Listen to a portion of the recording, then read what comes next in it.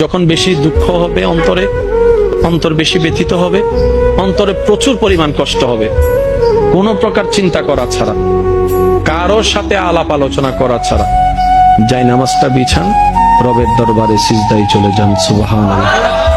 চোখটা বন্ধ করেন, চোখের পানি ছাড়তে থাকেন, মন হালকা হতে থাকবে, সিজদায় রবকে বলতে থাকেন, যা বলার বলতে থাকেন, যেভাবে বলার বলতে থাকেন।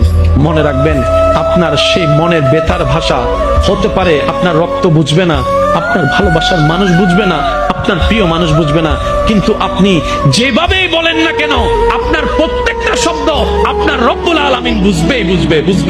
সুবহানাল্লাহ। আপনি যখন ওনাকে দুঃখের কথা বলবেন, উনি আপনার দুঃখটাকে হালকা করে দিবে। সে দুঃখের খবর প্রকাশ করে আপনাকে কখনো বেইজ্জত করবে না।